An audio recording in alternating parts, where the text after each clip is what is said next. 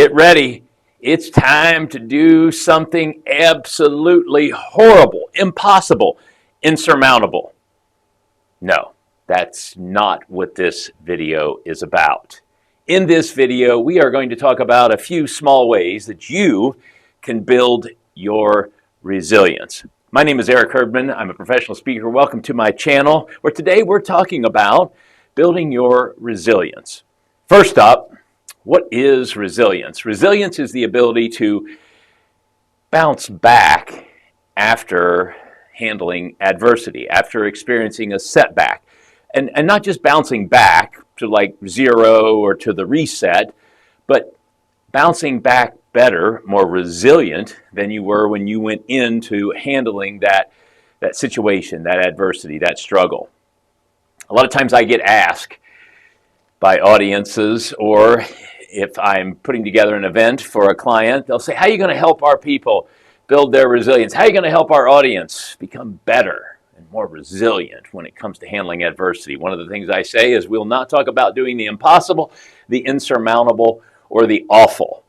Oh, would those work? Absolutely. If you want to go do something impossible, something that's insurmountable, something that's awful, you go right ahead. I would not recommend that, though. It's about putting in the reps. It's about rinse and repeat. In this video today, we're going to look at the top 3 ways, small ways, on the daily, every day, rinse and repeat that you can do to build your resilience.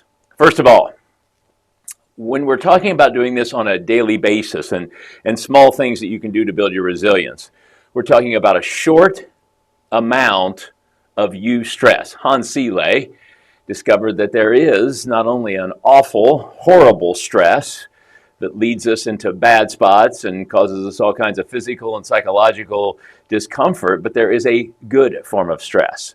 To quickly summarize what that good form of stress is, it can be very intense, but it is a short duration. That, when you remove that intense stressor, you recover very quickly. That's key. Willpower discovered that people that stayed in a stressed state for a protracted period of time, well, that led them to burnout. They were not able to recover at all. In some cases, they stayed in a state of overexhaustion, or what was called by a lot of exercise scientists overreaching. So think about short bouts of resistance or difficulty that is a good stressor, meaning it might be intense, it might be uncomfortable, but when that stressor goes away after a short duration, you recover very quickly. The one that probably comes top of mind, first and foremost, is a cold shower. I ask audiences all the time, have you ever taken a cold shower? And some of them look around like, is he serious? And I'm like, okay, maybe not by choice, but you know, that's how you found out the hot water heater was broken. You turned that thing on and you just jumped in like you always do, and you experienced quite an alarm state. That's what happens, first of all, when we're talking about these short, intense bouts of stress. When you experience them, like a cold shower, you hit what's called an alarm phase. Your body's like, what is going on right now? And the stress rises. And if you were to stay in that shower for 3 to 5 minutes, well, it wouldn't get more comfortable. You would start to adapt. Some might even call that an acclimation, but not quite. But after 5 minutes of you doing your showery things, washing your hair, I'm jealous, and doing other things in the shower, you turn that shower off. So 5 minutes, it's uncomfortable, it's awful as far as you taking a cold shower goes, you know. But you turn it off, and right away, you haven't even grabbed a towel, you're still in the shower, but all of a sudden, just turning it off, the stress, the alarm state starts to diminish. And as you do, open up the door or the shower curtain and reach for a towel and put that around you and start drying off, yet recovering a little more. And then as you step out of the shower, for some reason, it didn't automatically warm up, but you just stepping out of the shower, all of a sudden you start to feel a little bit better. You throw a few clothes on, you start doing other things, all of a sudden, 3, 4, 5 minutes later, you are completely recovered. Now you feel better. A lot of people report feeling more alert and awake and kind of energized with that, and that's absolutely okay. That is a benefit of taking a cold shower. By the way, Don't just go dive in a cold shower. Please consult your healthcare professional before trying any of these things so that you're safe and not going to cause yourself any harm. But cold showers, you read a lot about this. You see a lot of people doing cold showers, cold plunges, a lot of research emerging on this as well. If you'd like to dive into that, that's readily available out there. But again, be cautious. Consult your healthcare folks to get the advice that you need for you. But a cold shower is one of those ways.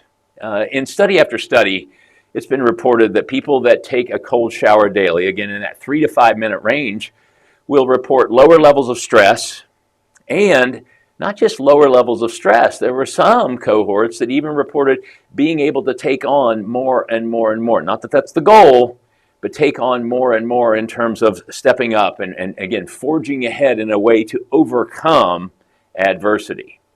Another one that I do routinely, and I did one time, I tried this initially for only 60 days, but ended up doing it near 100 days, and that's eating with chopsticks. That's right, eating everything. Everything you eat, you're going to eat with a chopstick. Now, the rules for this that I set up for myself were as follows. If you would normally eat it with a spoon or a fork or a knife, I had to use chopsticks. If it was like a protein bar or something you just eat with your hands normally, go right ahead. I'm not going to tell you have to eat popcorn with chopsticks. I think you get the idea. But one of the things that happened with this is that I was not a chopstick eater or user. In fact, I know people are going to come unglued at the seams. Heads are going to explode right now when I say that I would go eat sushi and I would ask for a knife and a fork. I know, sadness, pure sadness. But that is being told to you so that I can tell you the rest of the story. This was not easy. This was hard. This was definitely a bit of adversity because the first thing I had to do was figure out how to use chopsticks. I was not versed in that. I was not skilled at that. I didn't have the dexterity for that. So I went onto YouTube and quickly found myself some tutorials, and I was on my way. Now, traveling and doing what I do, speaking in different locations and being all over the place, I had to carry plenty of chopsticks with me.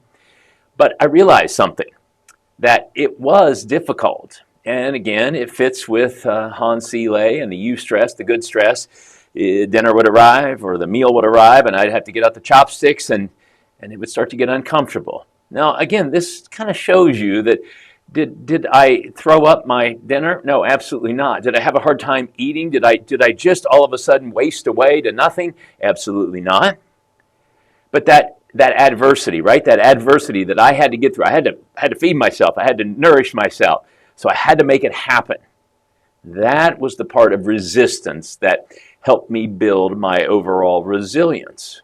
Now, there are, just like we talked about with the cold shower, there are some benefits, some upsides to some of these practices of daily resistance building. With chopsticks, I realized that, well, food has a taste, and some of it is pretty tasty.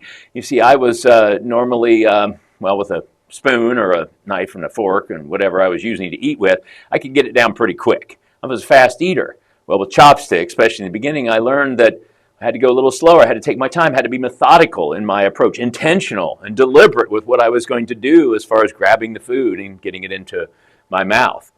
And I realized that food did have a very, very good taste. I also realized that I got full sooner. That led to, did I lose weight? I didn't waste away, like I said earlier, but did I lose some weight? Yeah, I lost a few pounds because satiety sat in earlier, and I realized I really didn't need all of that food. I really didn't want or had to consume all that food that was in front of me, but yet those were the portions that I was eating, maybe plus some, with regular utensils, not eating with chopsticks. But again, the idea was something I could do, short amount of stress. Yes, it was difficult and hard to handle at times, but as soon as the stressor went away, eating with chopsticks, I quickly recovered and was okay for it. The other one of our three, first one cold showers, second one eating with chopsticks, third one was one that was kind of done in the social area, not social media, but in social encounters, engagement with others, and that was asking for a discount everywhere you go. You see, a lot of us don't like to handle the adversity of rejection. That is a huge setback, isn't it? You think about being rejected. No. What? A discount? You're getting gas. We don't give discounts on gas. So asking for a discount everywhere gives you quite a bit of rejection, and that's the purpose. It is going up, and the rules, the guidelines I set up for myself were that I had to ask for a discount anytime I was paying for something. So that meant at Starbucks, that meant buying gas, that meant that as I set this up for myself for 90 days, that means instead of buying tickets for airlines, trips online, I had to call the 800 number and ask them for a discount. Now, you can imagine right now as you're thinking about this, everywhere you go, you got to ask for a discount. These are going to be some people you're familiar with, or maybe you're not using self-checkout at the grocery store and you've got someone, a cashier, who's checking you out. That's right, you got to ask them for a discount. Now, they're going to get that face. They're going to pull that face and look at you all squirrely-eyed and maybe wide-eyed and kind of go, what, a discount? What are you talking about? But you have to ask. And another rule is you can't tell anyone that you've got to ask for a discount. Hey, I read this thing, or I saw this video on YouTube, and this person was talking about building resilience, so I've got to ask you for a discount. Nope. You got to just put it out there like normal conversation, like you're ready to pull out your debit card and slide it in the machine. Oh, before I do this, may I have a discount? And it's going to be that kind of awkward silence, maybe even a little more. But again, is it going to be stressful? Yeah, for a short, intense little moment there's going to be some of that awkwardness, resistance. And as soon as they say, sure, or no, you start to recover. And after doing this, everywhere you go, everywhere you make a transaction, everywhere you're using a credit card or debit card or cash or buying something, asking for this, you're going to feel the rejection.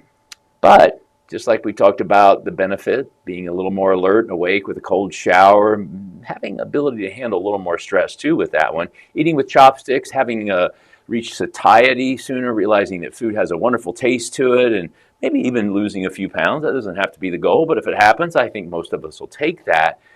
You know, there will be people, in my experience, that when you ask them for a discount, they'll give it to you. It may not even be a discount like a percentage or a dollar amount off of something. It may be that they can throw in something, or, you know what, I can waive that shipping fee, or, you know what, that fee, I can just go ahead and not do that this time. There might be something like that comes out of it.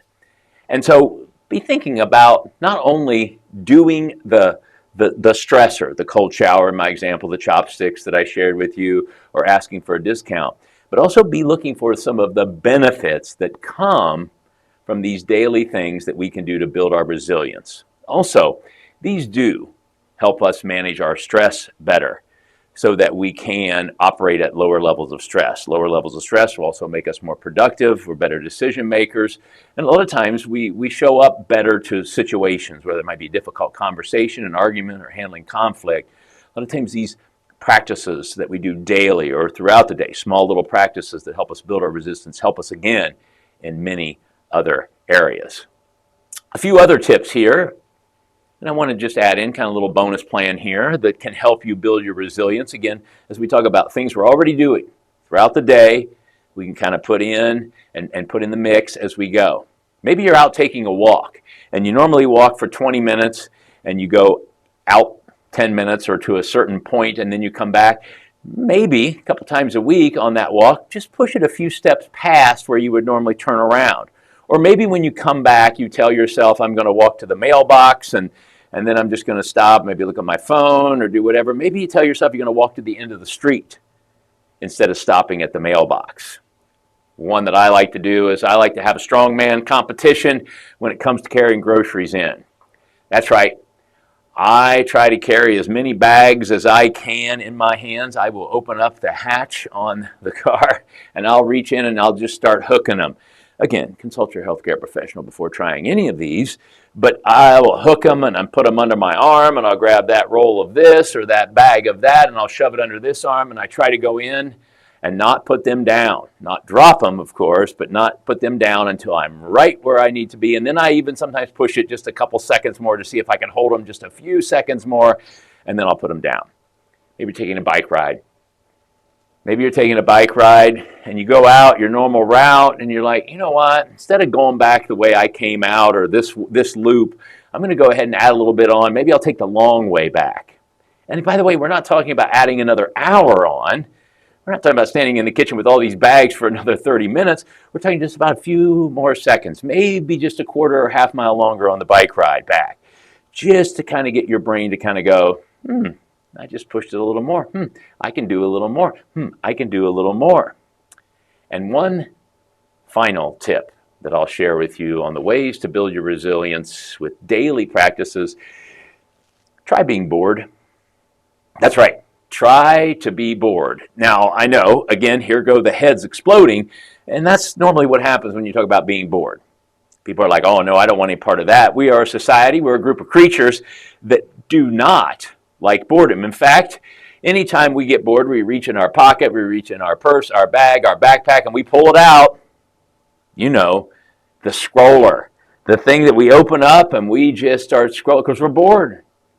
And the next thing you know, 43 minutes has gone by and we don't have anything to show for it except the infinite scroll that we recognize that we're caught up in.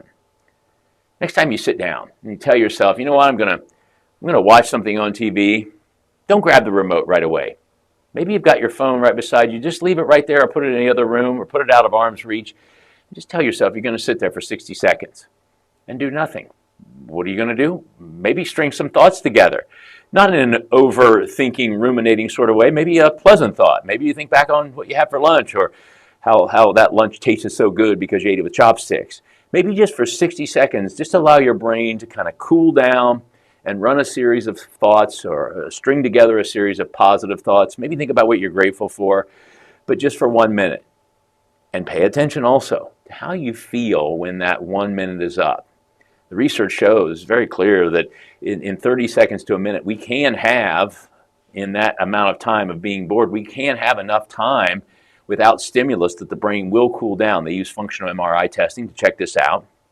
But yeah, in as little as 30 seconds up to 60 seconds, that cognitive reset, that cooling down of the brain from no stimulus, from being bored can happen. You'd be surprised how you feel after just a few seconds of that. Thanks for giving me a few moments of your time today. I appreciate it. Think about what you're going to do as we end this video to build your resilience, whether it be a cold shower, grab some chopsticks, maybe take the long way home on your next walk. Don't forget to ask for discounts everywhere you go. And, oh, by the way, grab all those groceries the next time you go and surprise your spouse, partner, significant other, children with just how strong and resilient you are carrying all those bags in on your own. Until next time, folks, take care of yourself so that you can take care of each other.